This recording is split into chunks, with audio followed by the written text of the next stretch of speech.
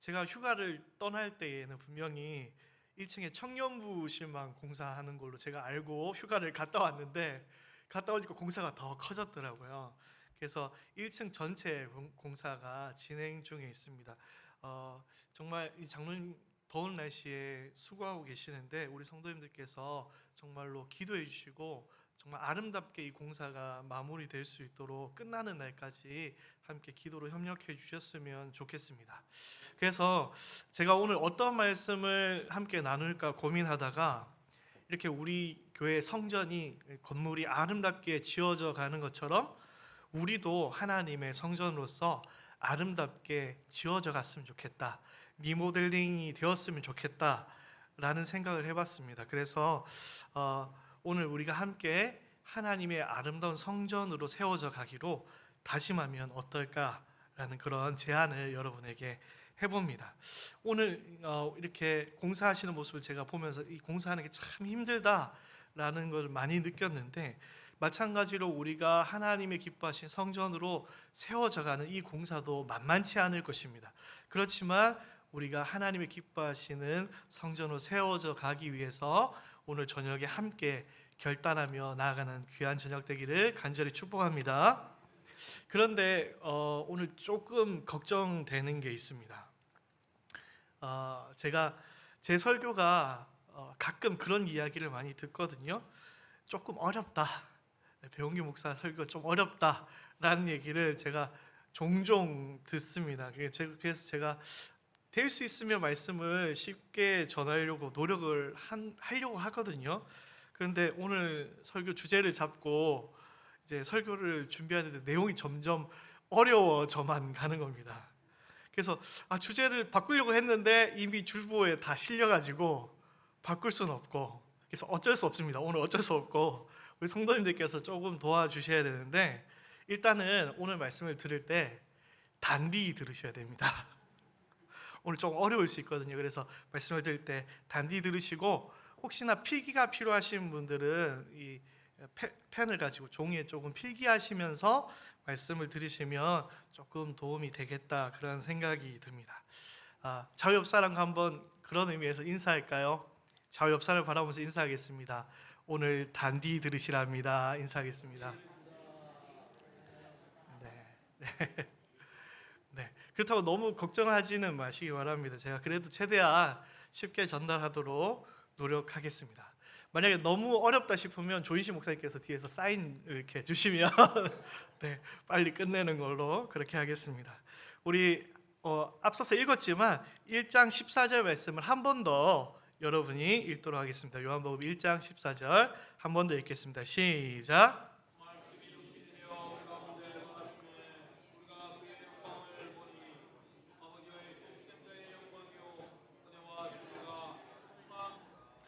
네, 오늘 본문은 말씀이 육신이 되어 우리 가운데 거하심에라고 이야기하고 있습니다.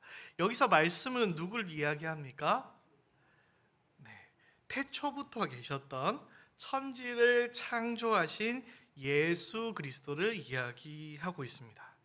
근데 그 말씀이 육신이 되셨습니다. 무엇을 하기 위해서 육신이 되셨을까요? 우리 가운데 거하시기 위해서 육신이 되셨다라고 이야기하고 있습니다. 여기서 한글 성경에 기록되어 있는 이 거하심에라는 이 단어는요, 헬라어로 보면 에스케노센이라고 적혀져 있습니다. 이것은 장막을 치다, 성막을 치다라는 뜻입니다. 성경에 기록해 놓으시면 아마 좋으실 것 같습니다. 즉 예수님께서 말씀이 육신이 되신 이유는 우리 안에 성막을 치시기 위해서 육신이 되셨다라는 것입니다. 그리고 그 안에서 우리와 함께 사시기 위하여서 이 땅에 오셨다라는 것입니다. 예수님께서 십자가에 달려 돌아가신 이유도 사실은 마찬가지입니다. 예수님께서 십자가에 달려 돌아가시는 죄목도 사실은 성전을 헐고 다시 짓겠다고 했기 때문입니다. 한 장 넘겨보시면 요한복음 2장 19절에 예수님께서 이렇게 말씀하셨습니다. 예수께서 대답하여 이르시되 너희가 이 성전을 헐라 내가 사흘 동안에 일으키리라 라고 예수님께서 말씀하셨고, 그래서 마가복음 14장에 보면 우리가 그의 말을 들으니 손으로 지은 이 성전을 내가 헐고 손으로 짓지 아니한 다른 성전을 사흘 동안에 지으리라 하더라 하되라는 거짓 증언들이 나옴으로 말미암아서 예수님께서 결정적으로 붙잡혀서 십자가에 달려 돌아가시게 됐습니다. 아무튼 예수님께서 육신을 입고 이 땅에 오신 이유가 무엇이라고요? 우리 안에 성막을 짓기 위해서 그렇게 하셨다라는 것입니다. 이 말씀, 예수님을 가리켜서 이 말씀이라고 했는데 이 말씀은 1절에 태초부터 계셨다라고 이야기하고 있습니다. 그러면 이 말씀이 태초에는 무엇을 하셨을까요? 2절 3절 말씀에 보면 그가 태초에 하나님과 함께 계셨고 만물이 그로 말미암아 지은 바 되었으니 지은 것이 하나도 그가 없이는 된 것이 없느니라. 이 말씀이 태초에 무엇을 하셨냐면 천지를 창조하셨습니다. 하나님의 사람들이 하나님의 거룩과 영광의 사귐에 들어오게 하시기 위해서 하나님께서 천지를 만드시고 사람을 만드셨습니다. 근데 그 사귐의 공간이 필요했는데 그 사귐의 공간으로 만든 것이 창세기에 나오는 우리가 다 아는 에덴 동산이었습니다. 그러니까 태초의 말씀은 무엇을 하셨냐면 하나님과 사람이 함께하는 처소인 에덴 동산을 만드셨습니다. 그런데 이 에덴 동산이라는 사귐의 처소가 깨어져 버렸습니다. 사람이 죄를 지음으로 말미암아서 이 에덴 동산이 깨어져 버리게 되었습니다.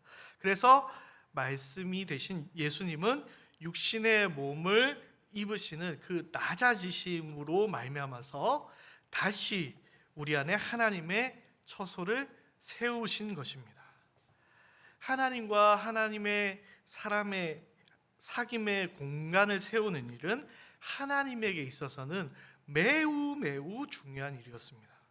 이 일을 위해서 예수님께서 하늘의 영광의 보좌를 다 내려놓고 천한 인간의 몸을 입고 이 땅에 오실 만큼 하나님에게는 이 일이 매우 중요한 일이었습니다.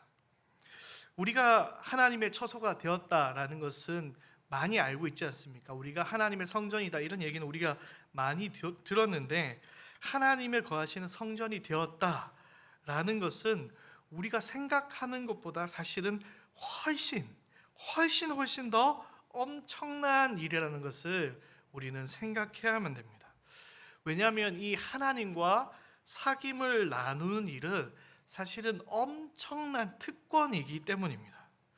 우리 자체가 하나님의 거하시는 처소가 된다, 성막이 된다, 성전이 된다라는 것은 구약 사람들은 상상조차 할 수 없는 아주 엄청난 일이었기 때문입니다. 구약에는 이 하나님과 만나는 것 자체가 매우 제한적이었습니다. 하나님께서 첫 번째 지으신 처소는 무엇이었냐면 에덴 동산이라고 이미 앞서서 얘기 드렸습니다. 그런데 이 에덴 동산을 경험한 사람은 몇 명입니까? 단 2명밖에 없습니다. 하나님께서 만드셨던 그 에덴 동산을 경험한 사람은 아담과 하와 둘밖에 없었습니다. 아담과 하와가 범죄한 이후에는 그 누구도 에덴 동산을 경험하지 못하였습니다. 그리고 그 뒤에도 하나님이 거하시는 처소를 만드셨습니다. 그런데 그 처소 안으로 들어가는 사람은 매우 적은 사람, 매우 소수에게만 허락되어졌습니다. 왜냐하면 하나님의 처소는 하나님이 계시는 곳이기 때문에 거룩한 곳이었습니다. 그래서 죄인된 사람이 함부로 침범할 수 있는 곳이 아니었기 때문에 매우 제한된 공간으로 주어졌습니다. 구약에 에덴 동산 말고 하나님이 주신 처소들이 있었는데 먼저는 노아의 방주가 있었습니다.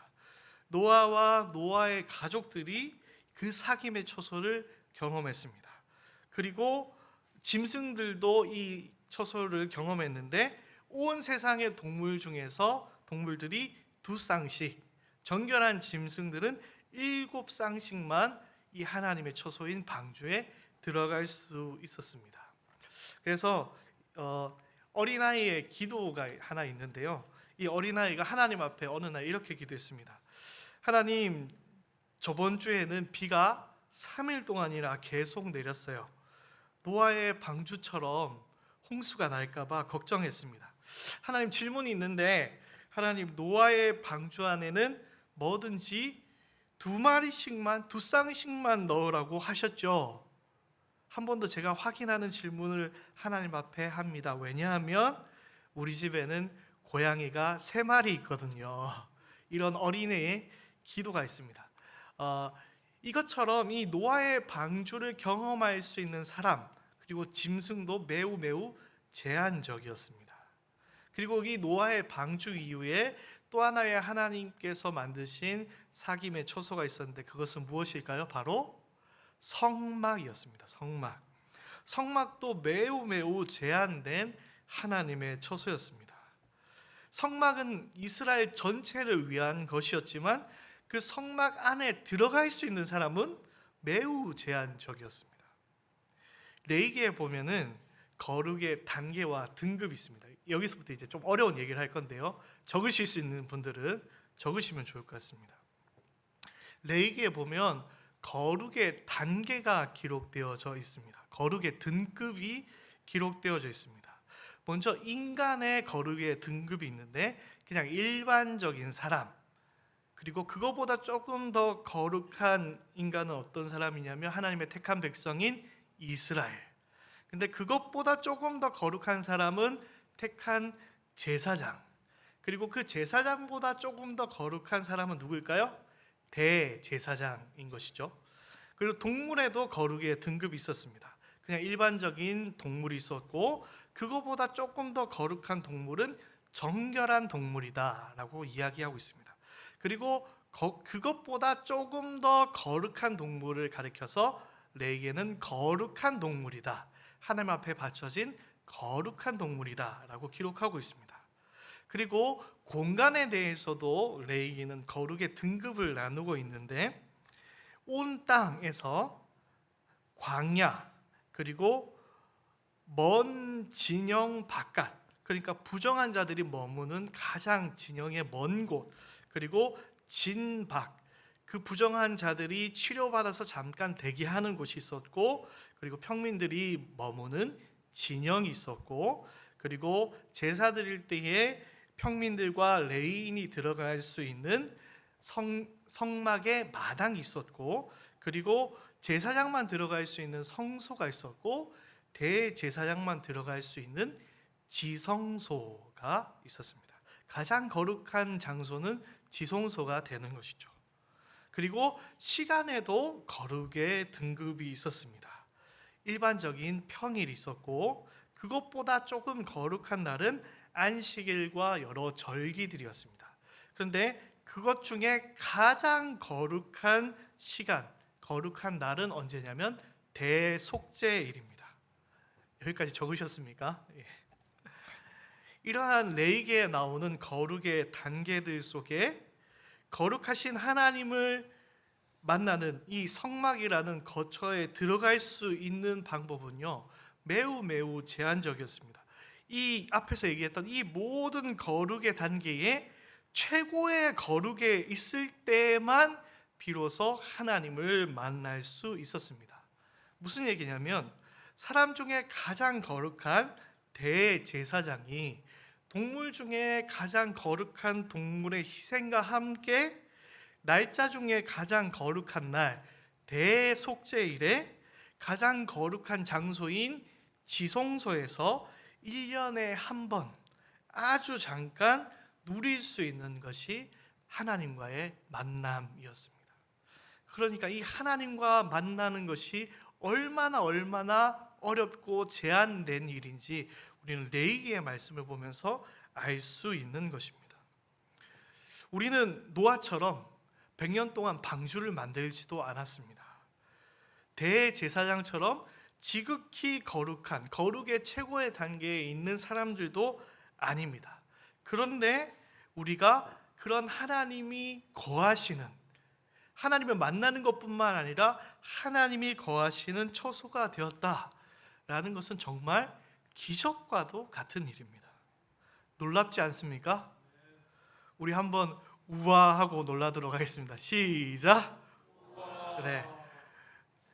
한 번 더 놀라겠습니다. 말씀이 육신이 되어 우리 가운데 하나님의 거하시는 처소를 지으셨습니다. 우와, 네, 이렇게 놀라야 정상인 것입니다. 우리 가운데 이렇게 놀라운 기적 같은 일이 일어났는데 과연 우리가 하나님의 거룩한 처소로서 합당한 삶을 살아가고 있는가에 대해서 오늘 점검해 봐야만 하겠습니다. 우리 모든 성광의 성도가 다시 한 번 더 하나님의 거룩한 처소로 리모델링 되기를 간절히 축복합니다. 하나님이 기뻐하시는 거룩한 처소로 세워져 가기를 간절히 축복합니다. 그렇다면 하나님의 처소는 어떠해야 됩니까? 첫 번째로 하나님의 거하시는 처소는 하나님의 영광을 나타내야만 합니다. 하나님이 거하는 처소는 첫 번째로 하나님의 영광을 나타내야 됩니다. 오늘 말씀을 다시 한번 읽도록 하겠습니다. 오늘 말씀 시작.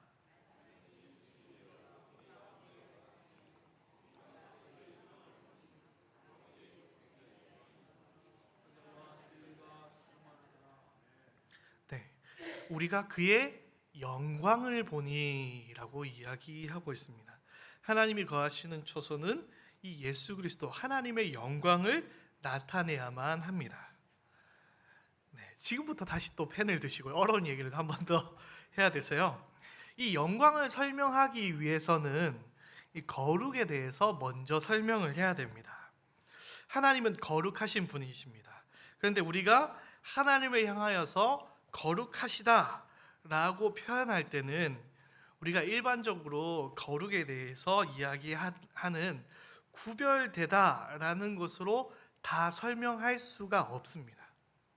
이 구별되다라는 이 거룩의 의미는 하나님 외의 것들을 향하여서 사용하는 단어이기 때문입니다. 그러니까 무슨 얘기냐면 즉 하나님의 것으로 하나님을 위한 것으로 구별되다라는 것이 하나님 이외의 모든 것들의 거룩이기 때문입니다. 하나님 이외에 다른 것들을 향하여서 거룩이라고 표현할 때는 구별되다라는 것이 강조되어 표현됩니다. 그런데 하나님을 향하여서 하나님이 거룩하시다라고 표현할 때는 구별되다만으로는 다 표현할 수가 없는 것입니다. 하나님을 향해서 우리가 거룩하다라고 표현하는 이 거룩은 무엇이냐면 하나님은 흠이 하나도 없으신 분, 완전하신 분, 모든 것과는 비교할 수 없는 탁월하신 분이다 라는 것을 나타내는 하나님의 내적인 속성을 나타내는 것이 거룩이라고 이야기합니다. 조금 말이 어렵죠. 하나님은 흠이 없으시고 완전하시고 모든 것과 비교할 수 없는 탁월하신 분을 나타내는 그 단어가 바로 거룩인 것입니다. 그런데 이 하나님의 내적 안에 있는 속성인 이 거룩이 밖으로 발현되는 것, 밖으로 나타나는 것을 우리는 무엇이라고 하냐면 그것을 가리켜서 영광이라고 표현하는 것입니다. 하나님의 흠이 없으시고 완전하시고 탁월하신 이 거룩이 밖으로 표출되는 것을 영광이라고 성경은 표현하고 있는 것입니다. 그러니까 우리가 하나님의 영광을 드러내는 처소가 되기 위해서는 거룩하신 하나님의 영역 안에 우리가 있을 때에만 하나님의 영광을 비로소 드러낼 수 있는 것입니다. 예를 들면 구약의 성막은 하나님이 거하는 곳이기 때문에 그것은 거룩한 곳이었습니다. 그래서 그 거룩한 곳인 하나님의 성막은 하나님의 영광이 드러나는 곳이 되었습니다. 광야에서 성막에는 항상 구름 기둥과 불 기둥이 그 성막에 항상 함께하고 있었습니다. 그래서 하나님의 영광이 이스라엘 모든 민족에게 보여졌고 그곳이 거룩한 곳이고 하나님의 영광이 나타나는 곳임을 드러냈습니다. 이것이 거룩과 영광의 관계라는 것입니다. 조금 어려운 내용이죠. 그러니까 하나님의 속한 거룩한 것이 하나님의 영광을 비로소 드러낼 수 있는 것입니다. 다시요. 하나님께 속한 거룩한 것이 비로소 하나님의 영광을 드러낼 수 있는 것입니다. 그래서 구약은 이 장소를 두 가지 영역으로 나눕니다. 네. 거룩한 곳과 속된 곳으로 나눕니다. 거룩한 곳과 속된 곳, 한자로 하면 성, 속으로 나뉘게 됩니다. 거룩한 영역과 속된 영역으로 구약은 장소를 나누게 되는데요. 온전히 하나님께만 속한 영역을 거룩한 영역이라고 얘기하고 그 외의 영역을 속된 영역이다라고 표현합니다. 그러니까 일상적인 영역은 어떤 영역이냐면 속된 영역이 되는 것입니다. 하나님께만 속한 영역이 거룩의 영역이라면 그 밖에 일상적인 영역을 가리켜서 속된 영역이다라고 표현하고 있는 것입니다. 그러니까 구약에 나오는, 특별히 레위기에 나오는 이 속된 곳, 속된 영역이라는 곳은 그것이 나쁘다라는 표현이 아니라 하나님께만 온전히 속해서 거룩한 곳과는 다른 곳이다라는 표현입니다. 일상적인 장소다라는 표현인 것입니다. 그리고 하나님께 이 거룩한 영역도 속한 영역도 정결한 것과 부정한 것이 구별되어집니다. 조금 어렵죠. 정리를 잘 하셔야 되는데요. 거룩의 영역에 있더라도 정결하지 못한 것, 부정한 것은 하나님의 영광을 드러내지 못합니다. 그리고 반대로 정결한 것이라고 할지라도 일상의 영역, 속된 영역에 있다고 하면 그것은 하나님의 영광을 나타내는 도구로 쓰임받지는 못하는 것입니다. 그러니까 합치면 일상의 영역에 정결한 것이 하나님의 거룩의 영역에 들어올 때에 비로소 하나님의 영광을 드러낼 수 있는 것입니다. 조금 어렵고 복잡하죠. 죄송합니다. 사인 주십시오, 목사님. 어렵다고? 네. 그런데 오늘 말씀에는, 요한복음 말씀에는 우리가 성막이 되게 하셨다라고 말씀하고 있습니다. 그러니까 구약과 달리 우리가 가는 모든 곳이 어떤 영역이 되냐면 거룩의 영역이 된다라는 것입니다. 그러니까 구약의 말로만 하면 하나님께 예배드리는 것, 말씀 읽고 기도하고 찬양하는 것, 이것만이 하나님께 영광을 돌릴 수 있는 영역이었습니다. 그런데 우리가 성막이 되었기 때문에 우리의 모든 일상 영역이 어떤 영역이 됐냐면 거룩한 영역이 되었다라는 것입니다. 그러니까 우리의 모든 일상도 우리가 정결하게만 살아간다면 하나님께 영광을 돌릴 수 있는 영역으로 바뀌게 되었다라는 것입니다. 이것을 설명하기 위해서 제가 좀 어려운 얘기들을 앞에서 많이 얘기했습니다.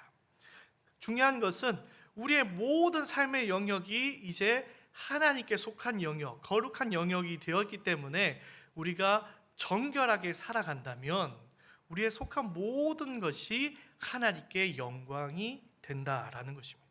그래서 고린도전서 10장 31절에 이렇게 얘기합니다. 그런즉 너희가 먹든지 마시든지 무엇을 하든지 다 하나님의 영광을 위하여 하라 라고 우리 가운데 이야기하고 있는 것입니다.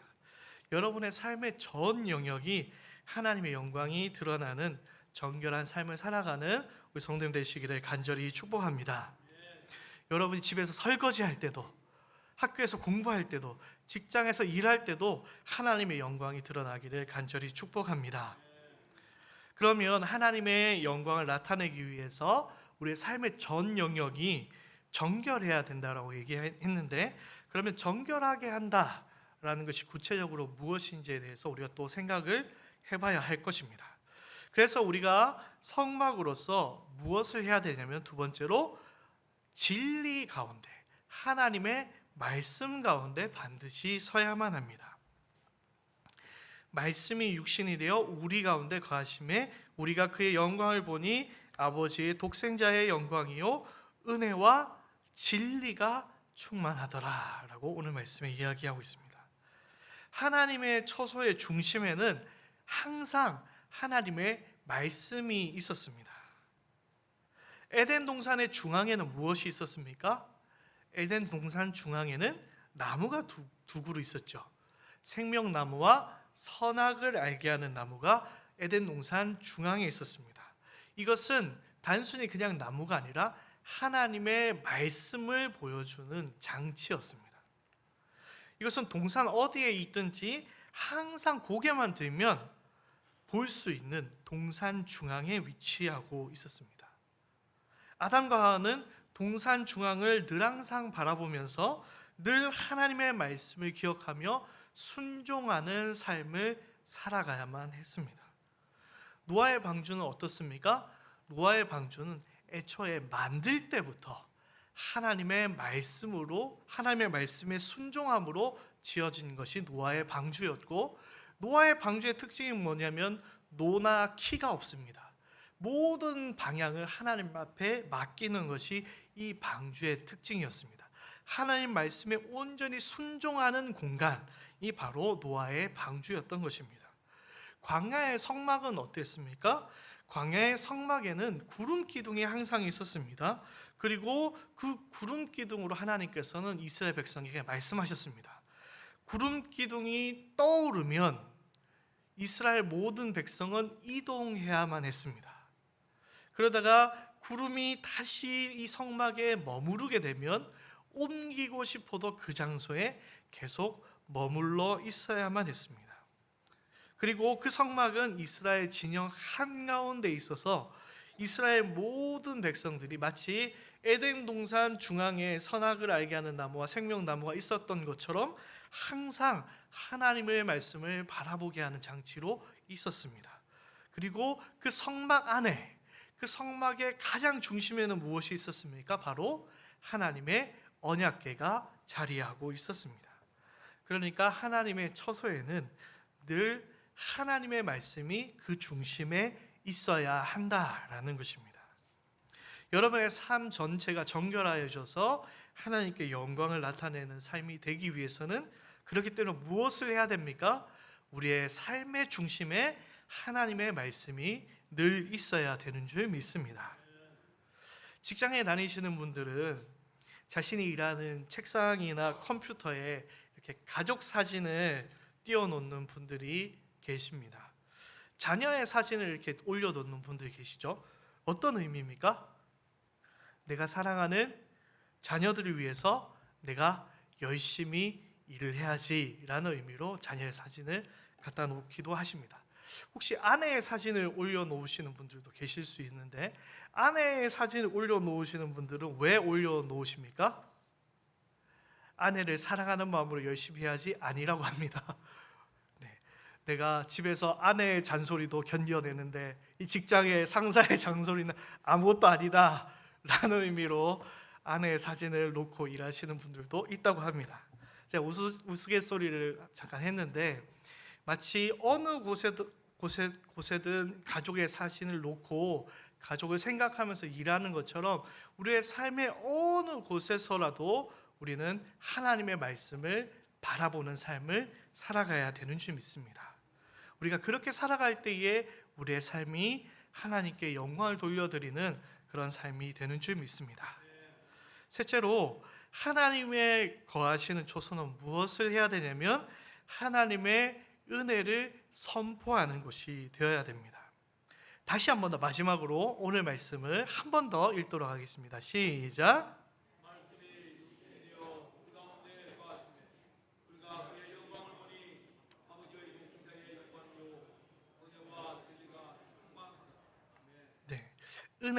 은혜와 진리가 충만하더라라고 이야기하고 있습니다. 시간이 많이 가서 조금 간략하게 정리하도록 하겠습니다. 성막은 죄가 절대로 있어서는 안 되는 거룩한 곳이지만 동시에 어떤 곳이냐면 죄 사함을 받는 공간이기도 했습니다. 성막의 모든 재료들은 생명과 관련된 재료들이었습니다. 성막에 사용된 실은 식물의 생명을 담고 있었고, 그리고 성막을 덮는 가죽들은 동물의 생명을 담고 있었습니다. 다른 성막의 기구들 또한 짐승의 피와 기름으로 거룩하게 하였습니다. 그리고 이 성막을 섬기는 제사장 또한 다른 동물의 피로 말미암아서 거룩하여졌습니다. 그리고 이 성막에서는 이 백성들의 죄를 위해서 피 흘리는 제사가 행해지는 곳이었습니다. 그러니까 이 성막은 하나님의 은혜, 죄사함의 은혜가 임하는 곳이었습니다. 말씀이 육신이 되어 우리 가운데 거하셔야 되는 이유가 무엇입니까? 바로 우리의 죄를 사하시고 그로 말미암아서 우리를 하나님의 거룩의 사귐에 초청하시기 위해서입니다. 그렇기 때문에 이 성막이라는 곳은 죄사함의 은혜가 반드시 선포되어져야 합니다. 요한복음 20장 33절에 이렇게 얘기합니다.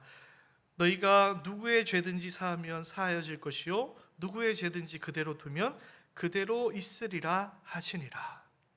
우리 가운데 죄 사하는 권세를 예수님께서 주셨습니다. 우리는 늘 항상 예배마다 이렇게 고백합니다. 우리가 우리에게 죄 지은 자를 사하여 준 것 같이 우리 죄를 사하여 주옵시고, 이 고백처럼 우리가 살아가야 되는 줄 믿습니다. 죄악 가운데 죽어가는 영혼들을 향하여서 그들의 죄를 진정으로 사하여 주시는 십자가의 보혈 앞으로 예수 그리스도께로 그들을 인도하는 삶을 살아가야 됩니다. 그리고 또한 이 성막에 주어지는 은혜는 무엇이냐면 생명의 강을 흘러보내는 은혜의 전달자가 되어야 됩니다. 에덴 동산에는 4개의 강이 흐르고 있습니다. 에덴 동산으로 말미암아서 생명의 강줄기, 물줄기가 온 세상으로 흘러간다라는 것을 창세기에 보여주고 있습니다. 동시에 에스겔의 환상에 보면 성전의 사방에서 생수의 강물이 흘러갑니다. 4강이 흘러가서 온 세상을 적시고 온 세상을 치료하고 온 세상을 회복시키는 환상이 에스겔서에 기록되어져 있습니다. 우리 가운데 주어져 있는 이 처소로서의 의무가 무엇이냐면 생수의 강물을 세상으로 흘러보내는 것입니다. 나만 은혜 받고 나만 구원받는 것이 아니라 저 세상에 죽어가는 영혼들에게 생수의 강물을 흘러보낼 수 있는 우리 모든 성도님들의 삶이 되기를 간절히 축복합니다. 말씀을 정리하겠습니다. 우리가 예수님의 은혜로 하나님이 거하시는 처소가 되었다라는 것은 우리 가운데 너무나도 크신 하나님의 은혜이고 감사의 제목인 줄 믿습니다. 그렇기 때문에 우리는 하나님의 처소에 합당한 삶을 살아가야만 합니다. 여러분의 삶의 중심에 늘 항상 하나님의 말씀을 두는 삶, 정결의 삶을 살아갈 수 있는 우리 모든 성도님 되시기를 간절히 축복합니다. 진리 가운데 살아가는 우리 성도님들 되시기를 축복합니다. 여러분이 그렇게 살아갈 때 어떠한 일들이 일어납니까? 예수의 은혜가 필요한 자들에게 죄사함의 권세가 선포되고 생수의 강물이 흘러 넘쳐가는 줄 믿습니다. 그로 말미암아서 여러분의 삶을 통하여 하나님의 영광이 드러나는 놀라운 은혜와 축복이 우리 성도님들의 삶이 되기를 간절히 축복합니다.